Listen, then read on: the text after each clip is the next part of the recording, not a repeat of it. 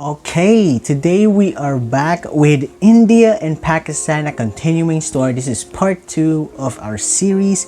And yes, I'm very excited. It's been a while since I reacted to this. We're like around 9 minutes and 22 seconds. Like and subscribe for more videos like this. We're almost hitting 300 subscribers. Guys, subscribe. Only one last person. Just subscribe and bam, 300 subscribers. Come on guys, let's do this.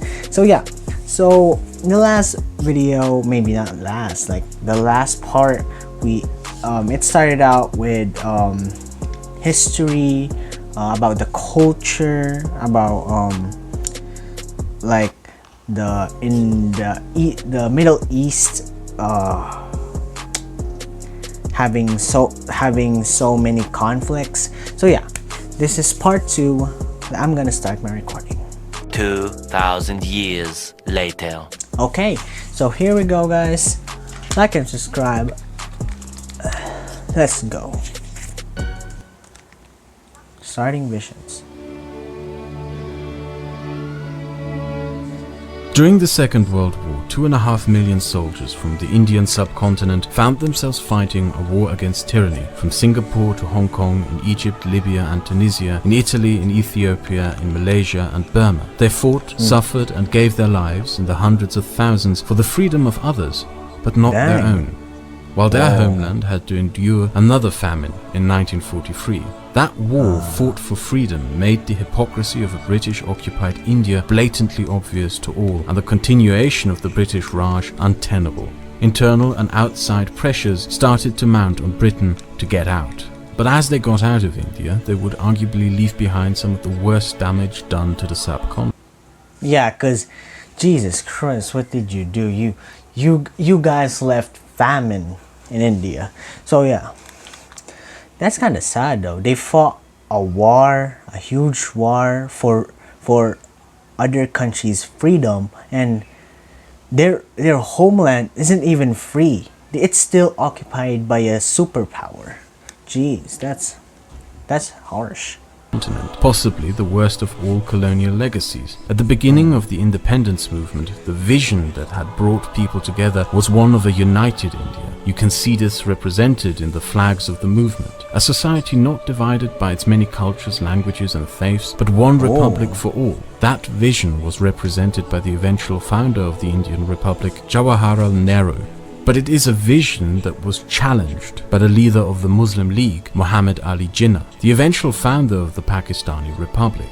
Jinnah believed that in a united subcontinent, the Muslims would as a minority get the short end of the stick, and that therefore the Muslims of India would need their own state. The British eventually agreed to his demands and drew lines as borders that in retrospect didn't make much sense. They ripped apart communities, cut ethnic groups and cultures into different countries, and stripped the Sikhs of their ancient capital and holy sites. The British were given only 11 weeks to get out by their government. That hasty, unorganized retreat resulted in abhorrent violence and ethnic cleansings that cost the lives of up to 2 million people and caused the second largest refugee crisis in human history, as 14 million Sikhs, Muslims and Hindus fled into a new country by leaving their home behind. Two visions stood at the end of India's independence, and there were many that came to challenge them.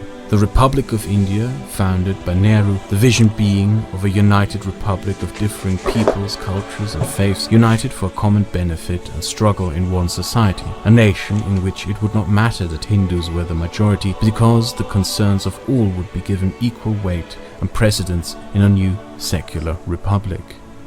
The Republic of Pakistan, which is easily confused today for being intent as an Islamic state. But that was not the vision of its founder Muhammad Ali Jinnah. Jinnah's ideal was what he had seen in Ataturk's Turkey, the creation of a new modern national identity in which the peoples would be Pakistani first, Muslim second, and although mostly Muslim, it was supposed to have a place for those who were not. The Pakistani Republic started with a Hindu Minister of Justice who presided over the first constitutional session, meaning that his signature, the signature of a Hindu, was the first on Pakistan's constitution. The Indian Republic also started with Muslim members of government, but both their visions would be challenged from Islamic extremism in Pakistan to Hindu fanatics in India, and in one of the two, the founding vision would die soon after the Republic's founding.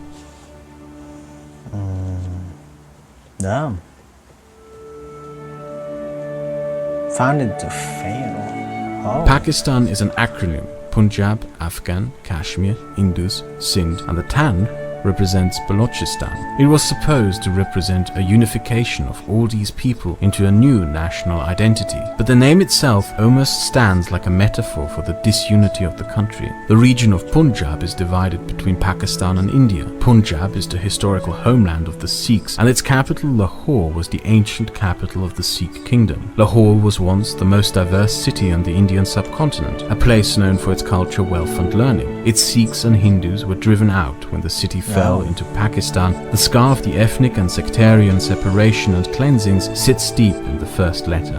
The borders between Afghanistan and Pakistan were drawn not by Jinnah or by the Afghans, but by the British after attempts to conquer Afghanistan. It is called the Durand Line, named after a British colonial administrator. And just like all the other colonial borderlines named after colonial administrators everywhere in the world, it is a disaster that makes close to no sense. Drawn after an Afghan-British war to determine what belongs to Britain and what belongs to Afghanistan, it cuts straight through Pashtunistan. The Pashtun people were historically never part of the Indian subcontinent, but of Afghanistan. This loose border that cuts straight through a people and culture would end up being the source of some of Pakistan's worst internal conflicts. Kashmir is for most not even part of Pakistan, so the country is partially named after a part of the country that isn't even part of the country. The Indus River is the most important lifeline of the Pakistani nation. It's also important to the founding of a new national myth, as it is the region where the first Indian civilization came to be. There is no ancient historical reference point for any nation that one could call Pakistan. And the Indus River, as important as it is for the Pakistani economy and life, is also one of the country's biggest strategic liabilities, because the origin of the river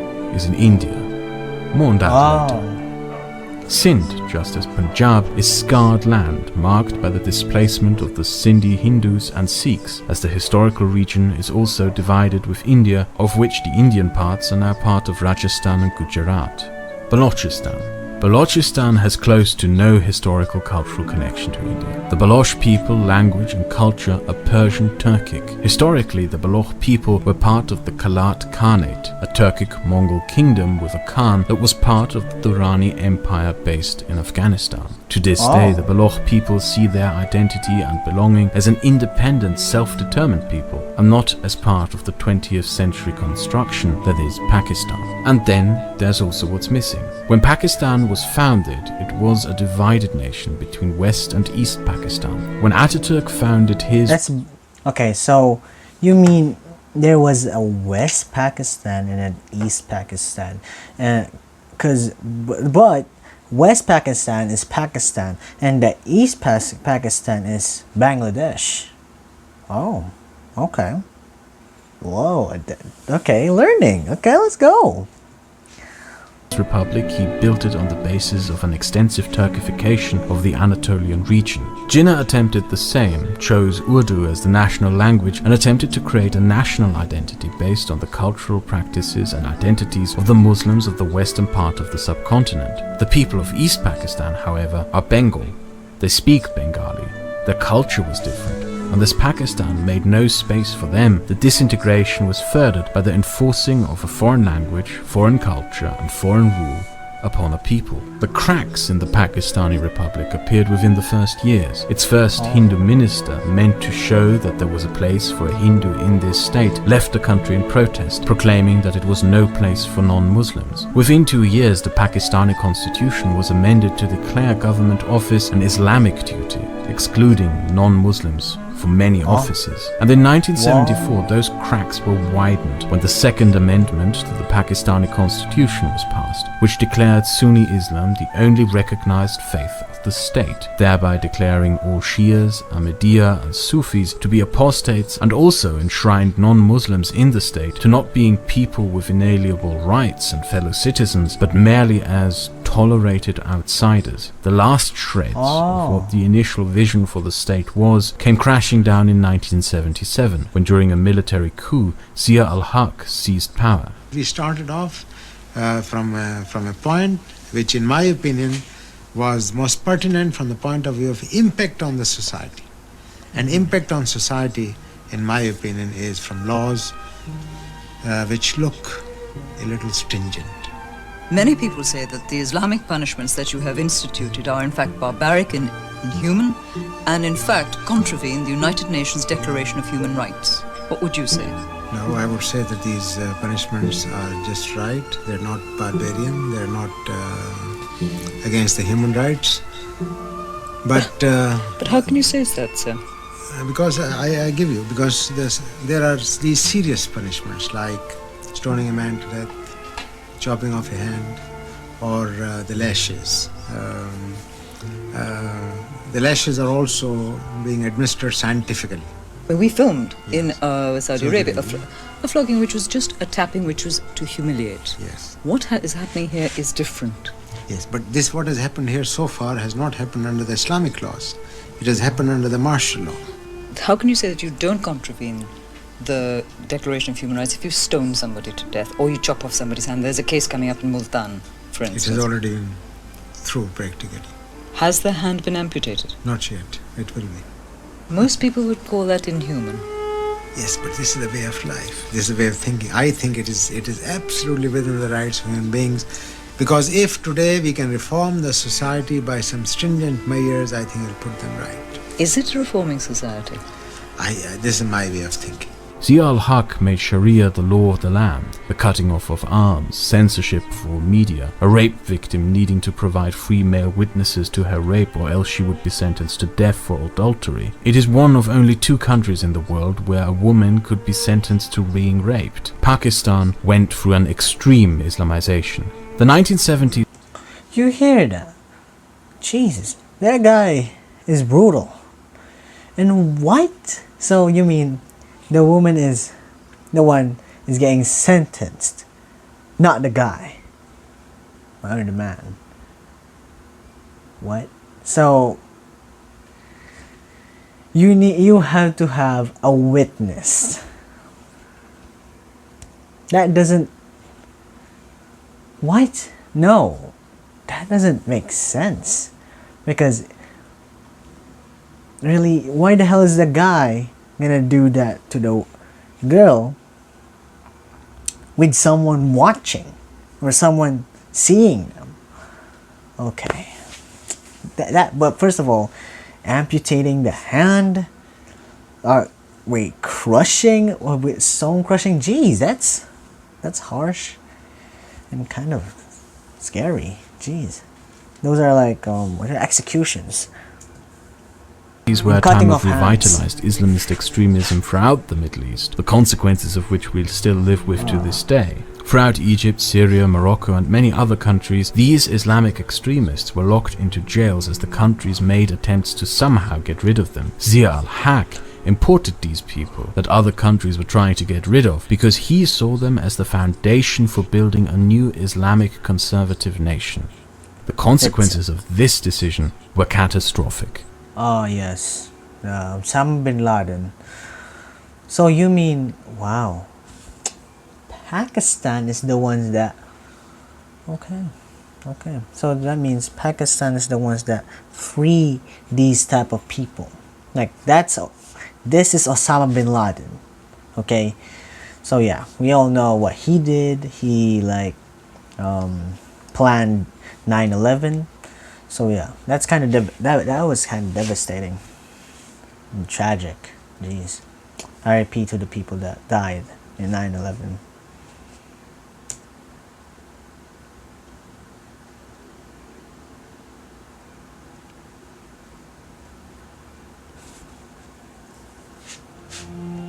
India's post-independence journey was also filled with struggles to maintain its founding vision. The legacy of a caste system, religious differences and fanaticism, and deep inequality between rich and poor were its main struggles. From independence to 1990, India went through 4 big anti-Muslim riots and massacres. Hindu nationalism frequently challenges the founding vision of the Republic. During the 1980s, the Sikhs found themselves to be the victims of anti-Sikh riots throughout the country. The deep-seated inequality between rich and poor could not be leveled through extensive social programs, and India to this day plays roughshod with its environment and consequently the safety of millions. But throughout all of this, India is a place where Muslims became presidents, billionaires, and influential members of a society in which fundamentally they are legally recognized as equals. 20 years after the anti-Sikh riots that killed thousands, a Sikh would become Prime Minister. We should not forget, even as the current harmony is being challenged by a revitalized political force of exclusion, discrimination, and bigotry, that unlike Pakistan, the vision on which the Indian Republic was built